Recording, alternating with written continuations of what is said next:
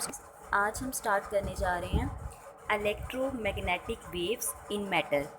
हमने electromagnetic waves को देखना है मैटर में, और यहाँ हम फर्स्ट जो है इसका आर्टिकल वो है प्रोपोगेशन इन लीनियर मीडिया। हम देखेंगे कि इलेक्ट्रोमैग्नेटिक वेव्स मैटर में किस तरह ट्रैवल करती है अगर हम लेते हैं लीनियर मीडिया। ठीक है, inside matter but in region where there is no free charges or free current Maxwell equations become. अब देखिए, हम बात करें ना इलेक्ट्रोमैग्नेटिक वेव्स इन मैटर, तो अब हमने इन मैटर के अंदर ही बात करनी है, लेकिन हम एक ऐसा रीजन लेने जा रहे हैं जहाँ फ्री चार्जेस और फ्री करंट जो है वो नहीं होगा। ठीक है, क्या नहीं है, ना तो वहाँ फ्री चार्जेस है और ना ही फ्री करंट है। तो उस वक्त मैक्सवेल इक्वेशंस कैसी होंगी? फर्स्ट है हमारे पास del dot E is equal to rho over epsilon naught, और चूँकि हम कह रहे हैं कि no free charges, so rho क्या हो जाएगी, ज़ीरो। तो हमारे पास ये इक्वेशन क्या बन जाएगी, del dot E is equal to zero. Del dot E हमारे पास क्या आ जाएगा, ज़ीरो। तो अब इसने सिंप्लीफाई किया है कैसे, एप्सिलॉन नॉट यहाँ डिवाइड हो रहा है तो जा क्या आ जाएगा, मल्टीप्लाई। तो डेल डॉट एप्सिलॉन नॉट ई किसके इक्वल आ जाएगा, रो के, और रो हमारे पास क्या है, ज़ीरो। तो अब हमें पता है एप्सिलॉन नॉट ई किसके इक्वल होता है, डी के इक्वल होता है। ठीक है, एप्सिलॉन नॉट ई किसके इक्वल है, डी के इक्वल है। तो रो की जगह क्या आ जाएगा, ज़ीरो। तो हमारे पास जो मैक्सवेल की फर्स्ट इक्वेशन है वो क्या बन जाएगी, del dot E is equal to zero. Next हमारे पास क्या है, del dot B is equal to zero, ये पहले से ही ज़ीरो है। और थर्ड हमारे पास थी del cross E is equal to minus curly B over curly T. और फोर्थ हमारे पास थी del cross B is equal to mu naught J plus mu naught epsilon naught curly over curly t. तो बेटा यहाँ पर जे जो है हमारे पास ज़ीरो है, क्यों, क्योंकि करंट डेंसिटी जो है फ्री रीजन के लिए क्या होती है, ज़ीरो। तो यहाँ जे की जगह ज़ीरो पुट किया तो डेल क्रॉस बी किसके इक्वल आ गया, म्यू नॉट एप्सिलॉन नॉट करली बी ओवर करली टी के। और अब यहाँ म्यू नॉट जो है वो मल्टीप्लाई हो रहा है, उधर जाके आ जाएगा डिवाइड। तो del cross B over mu naught किसके इक्वल आ जाएगा, curly epsilon naught E over curly t के। और हमें पता है एच किसके इक्वल होता है, बी ओवर म्यू नॉट के, और डी किसके इक्वल है, एप्सिलॉन नॉट ई के। तो देखिए यहाँ मैंने एप्सिलॉन नॉट ई की जगह डी पुट किया था। तो बेटा क्या अब मैं बी ओवर मी नॉट की जगह एच पुट कर सकती हूँ, डेफिनेटली कर सकती हूँ, क्यों, क्योंकि एच किसके इक्वल है, बी ओवर मी नॉट के। तो मेरे पास ये मैक्सवेल की इक्वेशंस आ गई, किसके लिए, लीनियर मीडिया के लिए, या हम ये कह सकते हैं inside a matter where there is no free charges and free current. ठीक है, if medium is linear and homogeneous, so epsilon and mu do not vary from point to point, every point has same effect, so wave is uniform। अब चूँकि हम linear media की बात कर रहे हैं, होमोजीनियस मीडिया है, मतलब हर जगह मीडिया एक जैसा है, तो एप्सिलॉन और म्यू की वैल्यू जो है वो चेंज नहीं होगी, बल्कि हर पॉइंट पर एक जैसी ही रहेगी। आप ये भी कह सकते हो कांस्टेंट रहेगी। अब बेटा आपके पास है D is equal to epsilon E के और H one over mu B के। अब देखिए मैं यहाँ ना तो एप्सिलॉन नॉट ले रही हूँ ना मैं म्यू नॉट ले रही हूँ, क्यों, क्योंकि हमने कहा है कि हमारा मीडियम जो है वो लीनियर है। ठीक है, लीनियर है तो इसका मतलब है कि एप्सिलॉन और म्यू की वैल्यू जो है वो चेंज नहीं होगी, इसलिए हम डी, पहले हम लिखते थे D is equal to epsilon naught E के और एच लिखते थे one over mu naught B के, लेकिन अब हम एप्सिलॉन नॉट को रिप्लेस करेंगे एप्सिलॉन के साथ और म्यू नॉट को रिप्लेस करेंगे सिंपल म्यू के साथ। तो बेटा हमारे पास इक्वेशंस कुछ यूँ बन गई, del dot E is equal to zero, del dot B is equal to zero, del cross B is equal to minus curly B over curly T, और del cross B is equal to mu epsilon curly E over curly T. ठीक है, यहाँ mu naught और epsilon naught था, उसकी जगह हमने क्या पुट कर दिया, म्यू और epsilon. which differ from vacuum analog only in the replacement of the mu naught epsilon note by mu epsilon. ठीक है, ये बिल्कुल वैक्यूम जैसी ही है, लेकिन कौन सी चीज़ इसको वैक्यूम से डिफ़र कर रही है, वो जस्ट रिप्लेसमेंट है म्यू नोट एप्सिलॉन नोट की म्यू और एप्सिलॉन के साथ। ठीक है, eventually electromagnetic wave propagate through a linear homogeneous medium at a speed v is equal to 1 over mu epsilon के। ठीक है, अब यहाँ बेटा हमारे पास सी की वैल्यू होती है 1/μ0 एप्सिलॉन नॉट, ठीक है। सी किसके इक्वल आता है 1/μ0 एप्सिलॉन नॉट के। तो बेटा यहाँ हमारे पास ऊपर सी है, ठीक है, 1 के साथ क्या है सी है। v is equal to c/μ into epsilon का होल स्क्वायर। तो यहाँ बेटा आपने 1 की जगह सी लगाना है। फिर बेटा आपने सी की वैल्यू पुट कर दी। आपने क्या करना है नहीं हमें नहीं v is equal to 1/μ epsilon के इक्वल है, और c हमारे पास होता है 1/μ0 एप्सिलॉन नॉट के इक्वल होता है, ठीक है। हमें c चाहिए तो हम क्या करेंगे 1/μ0 एप्सिलॉन नॉट के साथ मल्टीप्लाई भी करेंगे और डिवाइड भी करेंगे। तो हमने मल्टीप्लाई भी कर दिया और डिवाइड भी कर दिया। डिवीजन वाला हमने एज इट इज़ रहने दिया, मल्टीप्लाई वाला हम यहाँ ले आए। अब ये चीज़ किसके इक्वल आ जाएगी सी के इक्वल आ जाएगी, ठीक है, और पीछे ये चीज़ बच गई, ठीक। तो c is equal to c/μ epsilon naught over epsilon का स्क्वायर आ गया। और बेटा अब ये हमारे पास जो टर्म है इसको बोलते हैं n, ठीक है। म्यू नॉट और एप्सिलॉन नॉट का जो स्क्वायर रूट होता है वो इक्वल आता है n के। तो हमने क्या किया इसको n के इक्वल कर लिया। और बेटा n आपके पास क्या है रिफ्रैक्टिव इंडेक्स है, ठीक है। n आपके पास क्या है रिफ्रैक्टिव इंडेक्स। बेटा क्या था v is equal to 1/μ epsilon mu के इक्वल है, और हमें पता है c इसके इक्वल होता है। तो हमने क्या किया इस टर्म के साथ मल्टीप्लाई भी कर दिया और डिवाइड भी कर दिया। डिवीजन वाली टर्म ने हमें c दिया और बाकी जो चीज़ बची उसको हमने n के इक्वल ले लिया। n हमारे पास क्या है रिफ्रैक्टिव इंडेक्स है। अब यहाँ क्या होगा for most materials mu is very close to mu naught. अगर मतलब ज़्यादातर क्या होता है कि जो म्यू है वो म्यू नॉट के इक्वल होता है, सो हम म्यू की जगह म्यू नॉट पुट कर देंगे। यहाँ म्यू जो है म्यू की जगह क्या पुट कर देंगे म्यू नॉट पुट कर देंगे। तो देखें हमारे पर एप्सिलॉन म्यू नॉट, यहाँ हमारे पास था एप्सिलॉन नॉट म्यू नॉट। तो बेटा म्यू की जगह हमने म्यू नॉट पुट कर दिया है और epsilon naught mu naught as it is. ये म्यू नॉट इस म्यू नॉट के साथ कैंसिल आउट। तो पीछे n किसके इक्वल आ गया स्क्वायर रूट ऑफ एप्सिलॉन और एप्सिलॉन नॉट के, ठीक है। तो बेटा ये जो रेशियो होती है ये एप्सिलॉन r के इक्वल आती है। और ये हमारे पास क्या है ये हमारे पास डाइलेक्ट्रिक कांस्टेंट है जो कि रेशियो है किसकी मटेरियल ऑफ परमिटिविटी और परमिटिविटी ऑफ वैक्यूम, ठीक है। ये मटेरियल की परमिटिविटी है और ये हमारे पास एप्सिलॉन नॉट जो है वो वैक्यूम की है, ठीक है।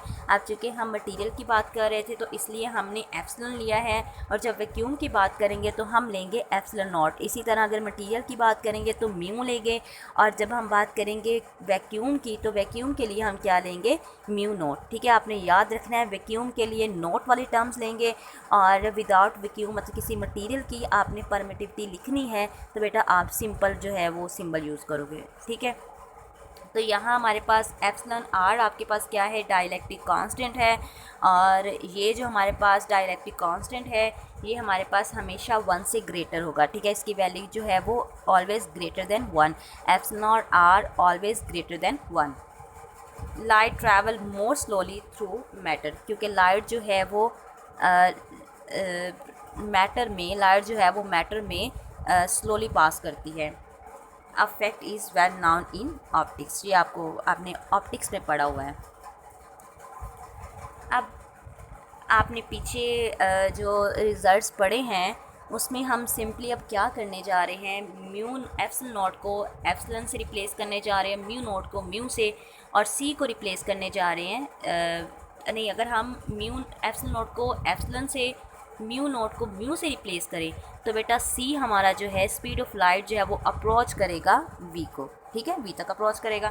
तो हमारे पास एनर्जी डेंसिटी थी u is equal to 1/2 epsilon naught E square plus 1/म्यू नॉट बी स्क्वायर के। तो अब पीछे ये आपने रिज़ल्ट पढ़ा था, लेकिन पीछे आपने एप्सिलॉन नॉट और म्यू नॉट के साथ ये रिज़ल्ट पढ़ा था, लेकिन अब हम क्या करने जा रहे हैं म्यू नॉट को रिप्लेस करने जा रहे हैं म्यू के साथ, और एप्सिलॉन नॉट को रिप्लेस करने जा रहे हैं एप्सिलॉन के साथ।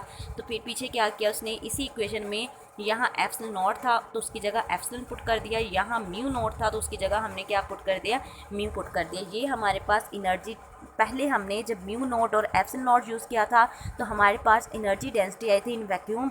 अब चूँकि मटेरियल की एनर्जी डेंसिटी निकालने जा रहे हैं तो इसलिए हमने क्या किया एप्सिलॉन नॉट को एप्सिलॉन के साथ और म्यू नॉट को म्यू के साथ रिप्लेस कर दिया। इसी तरह आपने पॉइंटिंग वेक्टर निकाला था, पॉइंटिंग वेक्टर वैक्यूम के लिए निकाला था, तो वहाँ आपके पास है s इज़ इक्वल टू 1/म्यू naught E cross cross B के, लेकिन अब हमने क्या करना है, मटेरियल के लिए पॉइंटिंग वेक्टर निकालना है, तो म्यू नॉट को हमने म्यू से रिप्लेस कर दिया। इसी तरह अगर हम मोनोकैरोमेटिक प्लेन वेव जो है उसकी फ्रीक्वेंसी, वेव नंबर और उस वेव नंबर को देखना चाह रहे हैं, मतलब उसकी इंटेंसिटी कैलकुलेट करना चाह रहे हैं, तो हम लिखेंगे I is equal to 1/2 epsilon v E naught का स्क्वायर। ठीक है, यहाँ एप्सिलॉन नॉट था तो उसको हमने रिप्लेस कर दिया एप्सिलॉन के साथ। अब यहाँ परमिटिविटी जो है ये क्या चीज़ है बेटा, ये मेजर करती है resistance offer by the material in the formation of the electric field. ठीक है, जब इलेक्ट्रिक फील्ड बन रही होगी तो मटेरियल जो रेजिस्टेंस ऑफर करेगी वो क्या कहलाएगी, परमिटिविटी कहलाएगी। The permeability mu measure the ability of the material to allow the magnetic lines of the force to pass through it। बेटा परमिटिविटी एप्सिलॉन जो है वो रेजिस्टेंस को मेजर करती है, जबकि परमेबिलिटी जो है म्यू जो है वो मेजर क्या किस चीज़ को मेजर करता है, मटेरियल की एबिलिटी को मेजर करता है कि मटेरियल में से कितनी मैग्नेटिक लाइंस ऑफ फोर्स जो है वो पास हो रही हैं। तो बेटा ये हमारे पास था लीनियर मीडिया। ठीक है, अब हम बात करने जा रहे हैं refraction, transmission and normal incidence. तो बेटा सपोज करें कि आपके पास 2 स्ट्रिंग्स हैं। ठीक है, 2 रस्सियाँ ले लें। अब आपने क्या करना है, एक रस्सी को दूसरी रस्सी के साथ, मतलब एक स्ट्रिंग को दूसरी स्ट्रिंग के साथ बांधना है। जब आप उसे बांधते हो तो जो सेंटर में, मतलब जिस जगह पर आपने गिरा लगाई है उसकी जो नोट है, अब उस एक साइड पर, मतलब नोट से जो पहले वाली साइड स्ट्रिंग होगी वो आपका फर्स्ट मीडियम कहलाएगी, और नोट के बाद वाली जो स्ट्रिंग होगी वो क्या कहलाएगी, सेकंड मीडियम कहलाएगी। चलिए थोड़ा सा मैं ड्रॉ करके बताती हूँ आपको। सपोज ये आपके पास फर्स्ट स्ट्रिंग है, ये नोट, और यहाँ सेकंड स्ट्रिंग है। ठीक है, ये आपके पास फर्स्ट स्ट्रिंग होगी और ये आपके पास क्या होगी, सेकंड स्ट्रिंग होगी। ठीक है, ये फर्स्ट है और ये आपके पास सेकंड, और ये नोट है। ठीक है, जहाँ पर आपने गिरा लगाई है। अब देखिए इस नोट से पहले तक आपके पास फर्स्ट मीडियम होगा और इस नोट के बाद सेकंड मीडियम होगा। सपोज बेटा यहाँ वेव ट्रैवल कर रही है। ठीक है, आपने स्ट्रिंग को क्या किया, शेक किया है तो वेव प्रोड्यूस हुई। ठीक है, आपने पढ़ा है कि किसी भी मीडियम में डिस्टर्बेंस जो है वो वेव्स जनरेट करती है या वेव्स प्रोड्यूस करती है। तो देखिए आपने स्ट्रिंग को शेक किया तो लेफ़्ट साइड पर क्या होगी, वेव जनरेट हो गई। अब बेटा ये वेव ट्रैवल करते हुए जब इस नोट तक पहुंचेगी तो क्या होगा, इस नोट के साथ टकराने के बाद कुछ वेव जो है वो रिफ्लेक्ट बैक हो जाएगी और कुछ वेव जो है वो ट्रांसमिट हो जाएगी। ठीक है, कुछ वेव जो है वो ट्रांसमिट हो जाएगी। अब यहाँ से जो वेव जा रही थी वो इंसिडेंट वेव है। ठीक है, इंसिडेंट वेव है। जो टकरा के वापस आई है वो रिफ्लेक्टेड वेव है, और जो आगे चली गई है, नोट से कुछ आगे चली गई है, मतलब दूसरे मीडियम में दूसरी स्ट्रिंग तक पहुँच गई है, वो कहलाएगी ट्रांसमिटेड। ठीक है, ट्रांसमिटेड वेव। तो हमने यही चीज़ पढ़नी है, refraction, transmission and normal incidence.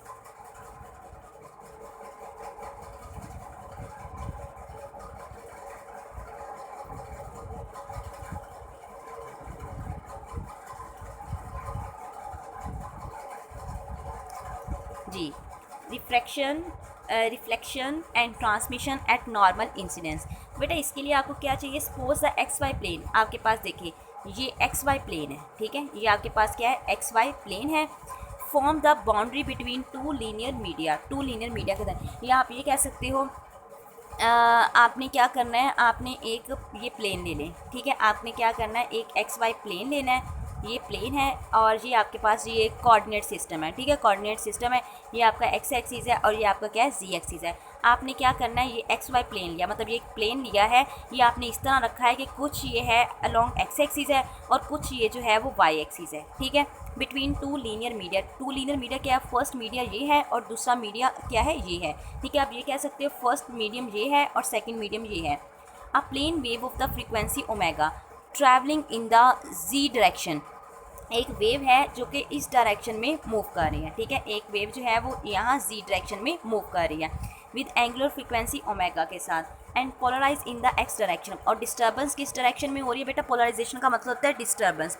ठीक है, वेव जो है वो इस तरह ट्रैवल कर रही है, और जबकि डिस्टर्बेंस जो है वो इस जी एक्सिस के परपेंडिकुलर है। परपेंडिकुलर का मतलब क्या है, अलोंग एक्स एक्सिस है।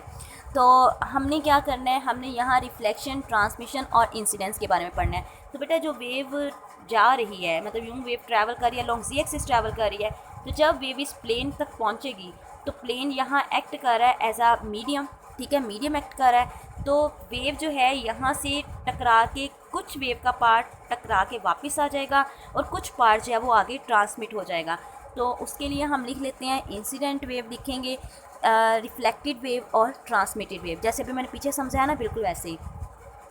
तो देखते हैं क्या है बेटा, ये हमारे पास इंसिडेंट। अब हमने चूँकि यहाँ इलेक्ट्रिक और मैग्नेटिक फील्ड भी है, देखें ये आपके पास ये इंसिडेंट इलेक्ट्रिक फील्ड है, ये इंसिडेंट मैग्नेटिक फील्ड है, क्योंकि इलेक्ट्रोमैग्नेटिक वेव्स की आप बात कर रहे हैं। आपने कहा है कि एक इलेक्ट्रोमैग्नेटिक वेव जो है वो यहाँ ट्रैवल कर रही है, तो इलेक्ट्रोमैग्नेटिक वेव है तो डेफिनेटली उसकी वहाँ उसके साथ इलेक्ट्रिक फील्ड भी होगी और मैग्नेटिक फील्ड भी होगी। तो बेटा ये देखिए, ये वेव जो ट्रैवल कर रही थी, ठीक है, इंसिडेंट वेव, तो ये इंसिडेंट वेव की इलेक्ट्रिक फील्ड है EI और ये उसकी मैग्नेटिक फील्ड है BI, और किस स्पीड के साथ वो ट्रैवल कर रही है VI के साथ, मतलब इलेक्ट्रिक फील्ड की डायरेक्शन अपवर्ड होगी, मैग्नेटिक फील्ड की डायरेक्शन अलोंग Y एक्सिस होगी, और वेव किस डायरेक्शन में ट्रैवल कर रही है, अलोंग Z एक्सिस। तो ये वेव की स्पीड होगी। अब देखिए वेव ट्रैवल करते इस मीडियम के साथ टकरा के वापस आई और कुछ पार्ट जो है वो ट्रांसमिट हो गया। पहले मैं बात करूँगी जो टकरा के वापस आई है, मतलब रिफ्लेक्टेड वेव की। तो ये रिफ्लेक्ट बेटा डायरेक्शन आपने याद रखना है, जब रिफ्लेक्टेड वेव की बात करनी है तो डायरेक्शन रिवर्स हो जाएगी। देखिए वेव इंसिडेंट वेव की डायरेक्शन ये थी और जो रिफ्लेक्ट हुई है तो उसकी डायरेक्शन जो है पीछे की तरफ आ गई। तो मतलब ये अब देखें, पहले मैग्नेटिक फील्ड की डायरेक्शन Y एक्सिस की तरफ थी, अब किसकी तरफ चली गई है, ऊपर की तरफ चली गई है, ठीक है। पहले इंसिडेंट की X एक्सिस की तरफ थी, अब उसकी डायरेक्शन भी रिवर्स हो गई है। मतलब आप ये कह सकते हो पहले मैग्नेटिक फील्ड जो थी वो पॉजिटिव Y की तरफ थी, इलेक्ट्रिक फील्ड पॉजिटिव X की तरफ थी, और वेव जो थी वो पॉजिटिव Z की तरफ जो थी ट्रैवल कर थी। अब यहाँ क्या है, यहाँ B जो है, B अब नेगेटिव Y की तरफ चला गया है, E जो है वो नेगेटिव X की तरफ चला गया है, और V जो है वो नेगेटिव Z की तरफ चला गया। ये रिफ्लेक्टेड वेव के लिए है। अब वेव ट्रैवल करते हुए ट्रांसमिट हुई है, तो उसके लिए बेटा डायरेक्शन जो इंसिडेंट वेव की डायरेक्शन होगी वही डायरेक्शन जो है वो ट्रांसमिटेड की होगी। तो देखिए यहाँ वेव भी अलोंग Z एक्सिस जो है ट्रैवल कर रही है, इलेक्ट्रिक फील्ड की डायरेक्शन जो है वो भी पॉजिटिव X एक्सिस की तरफ है, और मैग्नेटिक फील्ड की डायरेक्शन जो है वो पॉजिटिव Y एक्सिस की तरफ है। तो बेटा ये हमारे पास इंसिडेंट इलेक्ट्रिक मैग्नेटिक फील्ड है, ये हमारे पास रिफ्लेक्टेड इलेक्ट्रिक और मैग्नेटिक फील्ड है, ये हमारे पास ट्रांसमिटेड इलेक्ट्रिक और मैग्नेटिक फील्ड है। तो अब हम क्या करने जा रहे हैं, हम इक्वेशन लिखने जा रहे हैं इंसिडेंट इलेक्ट्रिक और मैग्नेटिक फील्ड की, रिफ्लेक्टेड जो है रिफ्लेक्टेड इलेक्ट्रिक और मैग्नेटिक फील्ड की, और ट्रांसमिटेड इलेक्ट्रिक और मैग्नेटिक फील्ड की। बेटा आप इलेक्ट्रोडायनेमिक्स 1 में बाउंड्री कंडीशंस के बारे में पढ़ चुके हो, और आपने ट्रांसमिटेड इंसिडेंट और रिफ्लेक्टेड वेव्स के बारे में भी पढ़ा है। तो ये वहाँ से मतलब मैं उसी जो रिज़ल्ट्स वहाँ आप लोगों ने यूज़ किए थे ना, मैं वही रिज़ल्ट्स लेके चल रही हूँ आगे। तो देखें E1 आपके पास क्या है, इंसिडेंट इलेक्ट्रिक फील्ड है, और B1 क्या है, इंसिडेंट मैग्नेटिक फील्ड है। वेव किस डायरेक्शन में ट्रैवल कर रही है, Z डायरेक्शन में, तो यहाँ साथ मैंने Z लिखा हुआ है। टाइम क्योंकि with respect to time travel कर रही है तो साथ टाइम का फैक्टर भी आ जाएगा, क्योंकि यहाँ इलेक्ट्रोमैग्नेटिक वेव जो है वो डिपेंड कर रही है टाइम पर। तो बेटा इसके लिए इलेक्ट्रिक फील्ड लिखूंगी E0 e⁻⁰ k1z minus omega t, ठीक है, K1 ले रही हूँ इंसिडेंट के लिए। मैग्नेटिक के लिए लिखूंगी तो बेटा 1/V1 E0 I e⁻⁰ k1z minus omega. बेटा यहाँ आपने जी इंसिडेंट की बात हो रही है तो पॉजिटिव ही रहेगा सब कुछ, ठीक है। ये आपने क्या किया, इंसिडेंट के लिए निकाल ली इलेक्ट्रिक और मैग्नेटिक फील्ड। अब बेटा हम रिफ्लेक्टेड की बात करेंगे तो E0 R e⁻⁰, अब यहाँ माइनस आएगा, माइनस साइन दो इलेक्ट्रिक के साथ भी आएगा और मैग्नेटिक के साथ भी। क्यों आएगा, क्योंकि अभी आपने देखा कि जब वेव जो है वो मीडियम के साथ टकराती है, टकरा के जब वापस आती है तो उसकी डायरेक्शन क्या हो जाती है, रिवर्स हो जाती है। इलेक्ट्रिक फील्ड की डायरेक्शन भी रिवर्स होगी, वेव की प्रोपोगेशन की डायरेक्शन भी रिवर्स होगी, और मैग्नेटिक फील्ड की डायरेक्शन भी रिवर्स होगी। तो इसलिए बेटा यहाँ -K1 लगाया, ठीक है। मीडियम सेम ही है क्योंकि उसी मीडियम में टकरा के वापस आई है, तो K1 ही रहेगा, लेकिन डायरेक्शन क्या आ जाएगी, ऑपोजिट हो जाएगी। तो यहाँ भी आ गया -K1z minus omega t, minus तो वैसे ही रहेगा, साथ ही आ जाएगा इसका y, ठीक है, क्योंकि ये x एक्सिस की तरफ थी इलेक्ट्रिक फील्ड और y एक्सिस की तरफ मैग्नेटिक फील्ड। यहाँ भी इलेक्ट्रिक फील्ड x एक्सिस की तरफ, मैग्नेटिक फील्ड y एक्सिस की तरफ, लेकिन डायरेक्शन क्या हो जाएगी, ऑपोजिट हो जाएगी। अब बेटा उसके बाद है हम बात करेंगे जितनी वेव ट्रांसमिट हुई है, ट्रांसमिटेड वेव की बात करेंगे। तो बेटा उसके लिए हम रिलेशन लिखेंगे टी आ जाएगा बस इसके साथ। बाकी जैसा जो है आपने ये लिखा है इंसिडेंट के लिए, वैसा ही इसके लिए आएगा। डायरेक्शन भी इन दोनों की क्या होगी, सेम होगी। अब बेटा कंडीशन लगाते हैं इलेक्ट्रिक फील्ड के लिए भी और मैग्नेटिक फील्ड के लिए भी। इलेक्ट्रिक फील्ड में आपने देखा कि इंसिडेंट और रिफ्लेक्टेड वेव को जब ऐड करते हैं, मतलब दोनों सेम मीडियम है, तो जी की वैल्यू क्या होगी, लेस देन ज़ीरो होगी। और ट्रांसमिटेड इलेक्ट्रिक फील्ड के लिए जी की वैल्यू जो है वो ग्रेटर देन ज़ीरो होगी। इसी तरह बी की बात करते हैं इंसिडेंट के लिए, जिसमें मतलब आप ये कह सकते हो before after reflection, before and after reflection. तो इनका जो सम होगा ये जी से, मतलब देखें ना मीडियम, अगर आप इनको ऐड करते हो तो एक ही मीडियम में है ना, वेव एक ही मीडियम में मीडियम से आई थी, उसी मीडियम में वापस चली गई, तो उस मीडियम के लिए जी की वैल्यू क्या होगी, लेस देन ज़ीरो होगी। और अगर वो दूसरे मीडियम में वेव इंटर हो जाती है तो वहाँ जी की वैल्यू जो है वो ग्रेटर देन ज़ीरो होगी। तो इसलिए इंसिडेंट और रिफ्लेक्टेड मैग्नेटिक फील्ड के लिए जी की वैल्यू लेस देन ज़ीरो होगी, और ट्रांसमिटेड मैग्नेटिक फील्ड के लिए जी की वैल्यू जो है वो ग्रेटर देन ज़ीरो होगी। At z is equal to zero, बेटा z is equal to zero से मुराद वो पॉइंट है जिस पॉइंट पर टू मीडियम जो है वो इंटरसेक्ट कर रहे हैं, ठीक है। The combined field on the left EI plus ER and BI plus BR must join the field on the right ET and BT। मतलब G is equal to zero पर क्या होगा, जब G की वैल्यू ज़ीरो होगी तो ये वो पॉइंट है जिस पर incident, reflected and transmitted wave जो है वो इक्वल आ जाएंगे, ठीक है। अब बाउंड्री कंडीशन लगाते हैं। Epsilon E1 perpendicular is equal to E2 epsilon E2 perpendicular, equation 1 हो गई। B1 parallel perpendicular, B2 perpendicular, मतलब यहाँ परपेंडिकुलर इलेक्ट्रिक फील्ड जो है वो परपेंडिकुलर इलेक्ट्रिक फील्ड के इक्वल आएगी। पैरेलल इलेक्ट्रिक फील्ड जो है वो परपेंडिकुलर मैग्नेटिक फील्ड जो है वो परपेंडिकुलर मैग्नेटिक फील्ड के इक्वल आएगी। पैरेलल इलेक्ट्रिक फील्ड जो है वो पैरेलल इलेक्ट्रिक फील्ड के इक्वल आएगी, और पैरेलल मैग्नेटिक फील्ड जो है वो पैरेलल मैग्नेटिक फील्ड के इक्वल आएगी। देखिए ना, इसके ऊपर ये लाइन सिंबल जो है वो परपेंडिकुलर को रिप्रेजेंट कर रहा है, और इसके ऊपर जो डबल लाइंस है वो पैरेलल को रिप्रेजेंट कर रही हैं। तो बेटा ये सेट आपने पहले भी पढ़ा है। अब देखिए, अभी जो हमने पीछे बात की है, ये जो टॉपिक स्टार्ट किया हुआ है इंसिडेंट एंड ट्रांसमिशन की बात कर रहे हैं, तो बेटा इस केस में आपके पास कोई भी इलेक्ट्रिक और मैग्नेटिक फील्ड का परपेंडिकुलर कंपोनेंट नहीं है, ठीक है। आपके पास सारे क्या है, पैरेलल कंपोनेंट्स हैं। तो देखिए फिर ये वाली इक्वेशन भी हम यूज़ नहीं कर सकते, ठीक है, ये भी मतलब ख़त्म हो जाएगी, क्योंकि ये इलेक्ट्रिक और E1 और E2, E1 आपके पास क्या है, sum of incident and reflected wave का, और E2 आपके पास क्या है, ट्रांसमिटेड इलेक्ट्रिक फील्ड। अब देखिए मैंने ऊपर बात की है कि आपके पास यहाँ इलेक्ट्रिक और मैग्नेटिक फील्ड का कोई भी परपेंडिकुलर कंपोनेंट नहीं है, तो इसलिए बेटा इक्वेशन 1 भी ख़त्म हो जाएगी और इक्वेशन 2 भी ख़त्म हो जाएगी, क्योंकि ना तो इलेक्ट्रिक फील्ड का कोई परपेंडिकुलर कंपोनेंट है और ना हमारे पास मैग्नेटिक फील्ड का परपेंडिकुलर कंपोनेंट है। तो हमारे पास इलेक्ट्रिक और मैग्नेटिक फील्ड के पैरेलल कंपोनेंट्स हैं, तो हम इक्वेशन 3 और 4 को यूज़ करेंगे। तो बेटा इक्वेशन 3 में हम E1 की वैल्यू पुट करेंगे। E1 का क्या मतलब है, E1 का मतलब है incident electric field plus reflected electric field, और E2 का मतलब क्या है, ट्रांसमिटेड इलेक्ट्रिक फील्ड। और B1 का यहाँ मतलब क्या है, B1 का मतलब भी यही है, sum of incident magnetic and reflected field, और B2 का मतलब है ट्रांसमिटेड मैग्नेटिक फील्ड, ठीक है। ये चीज़ आ गई। अब हम 3 को यूज़ कर रहे हैं। 3 को यूज़ किया तो बेटा E1 की वैल्यू पुट की। E1 आपके पास क्या, E0 I e raise to power iota minus omega I T के, और plus E0 R e raise पर iota minus omega R T के, और यहाँ Z is equal to zero की बात हो रही है। बेटा ये वाले पीछे वाले रिलेशन यूज़ कर रही हूँ मैं, ये वाले यूज़ कर रही हूँ, ठीक है। तो यहाँ Z is equal to zero की बात हो रही है, तो बेटा ये वाली टर्म ख़त्म हो जाएगी, ठीक है। यहाँ जी वाली टर्म जो है ख़त्म हो जाएगी, पीछे क्या बचेगा, E0 I e raise to power iota minus omega t, और नीचे आ जाएगा यहाँ मैग्नेटिक फील्ड के लिए 1/V1 iota minus iota omega 1 T.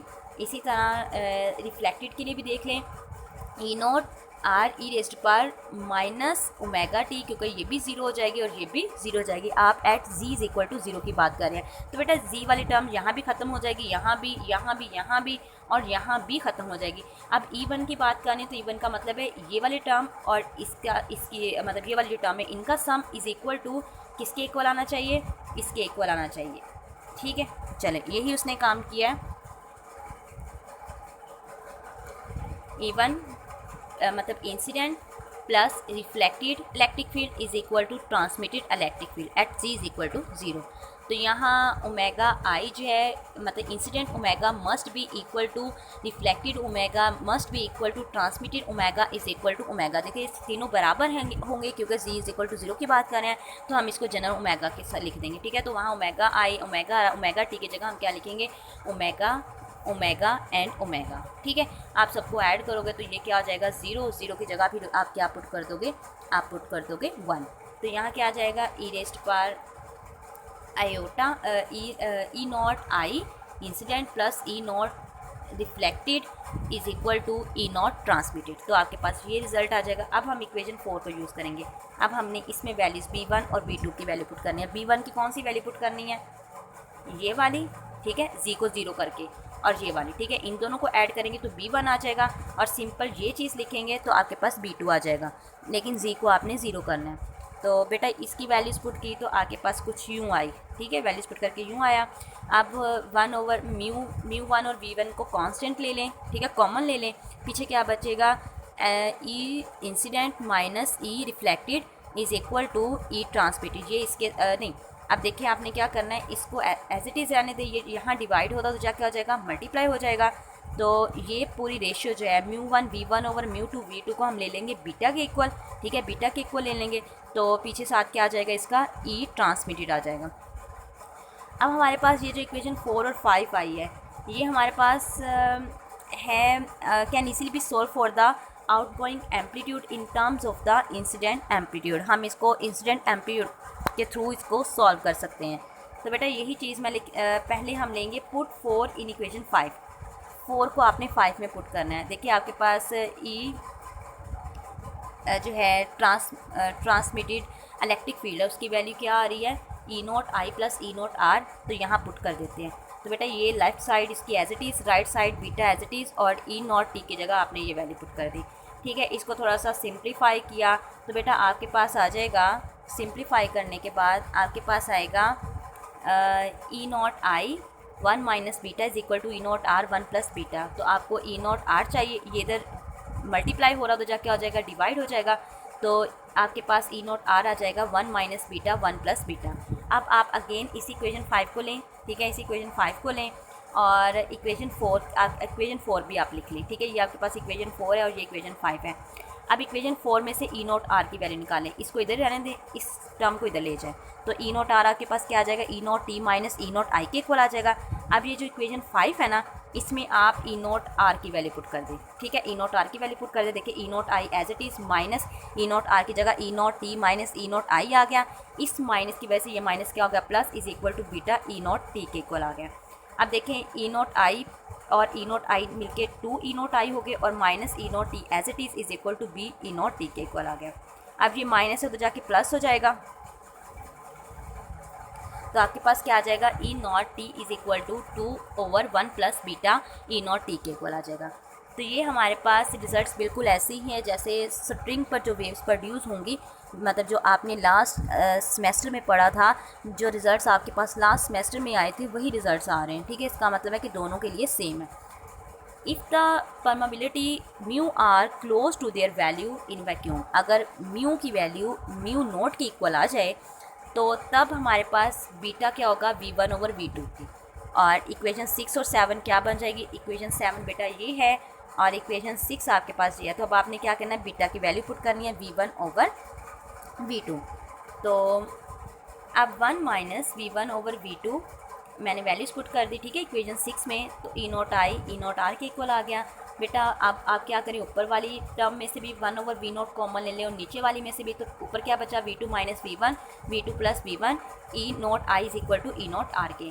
तो बेटा ये इसके साथ कैंसिल आउट, पीछे क्या बचा, v2 minus v1 v2 plus v1 E naught E I is equal to E naught R के।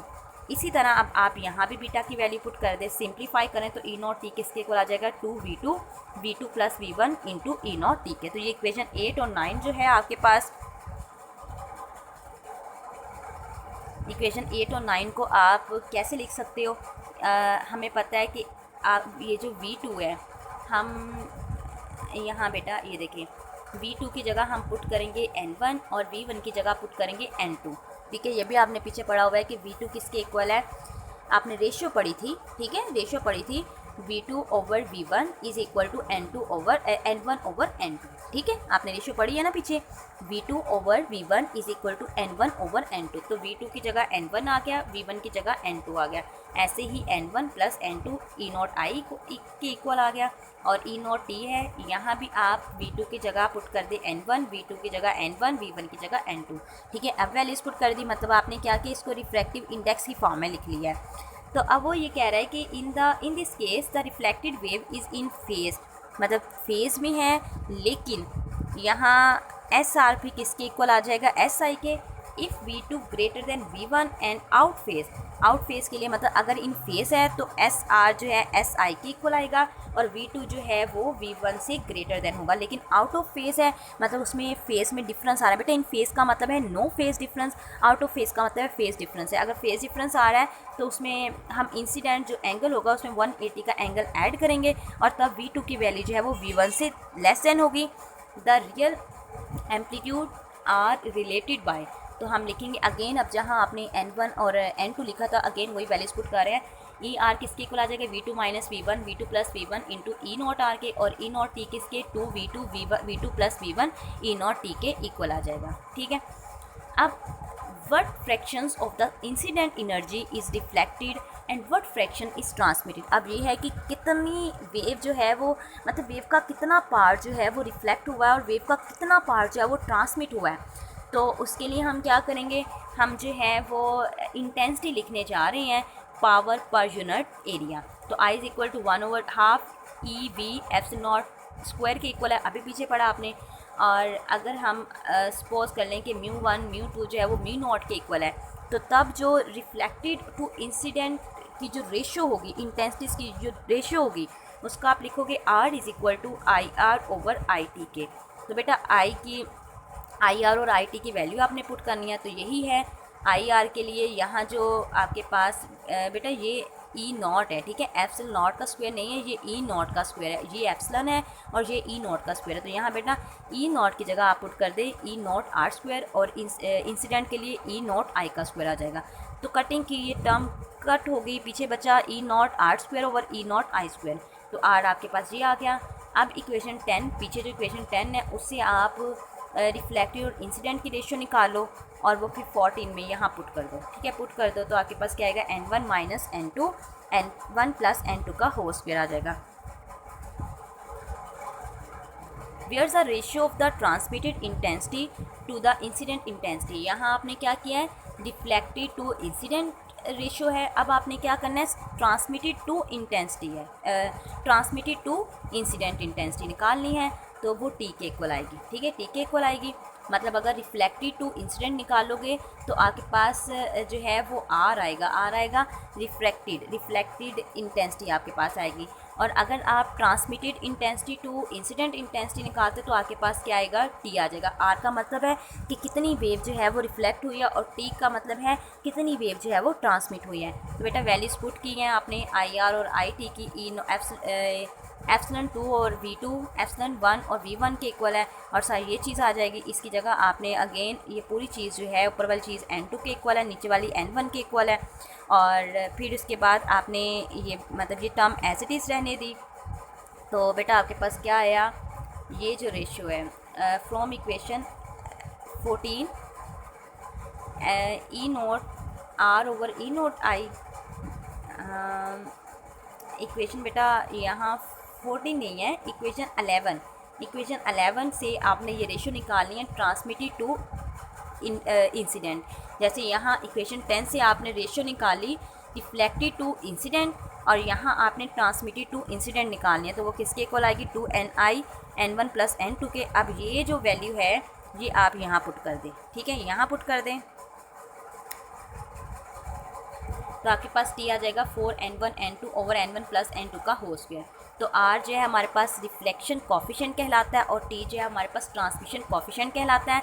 दे measure the fraction of incident energy that is reflected and transmitted respectively. ये मैं बताता है कि कितनी वेव जो है वो ट्रांसमिट हुई है और कितनी वेव जो है वो रिफ्लेक्ट हुई है। तो बेटा यहाँ रिफ्लेक्टेड कॉफिशिएंट और ट्रांसमिटेड कॉफिशिएंट का जो सम होता है वो हमेशा 1 के इक्वल आएगा।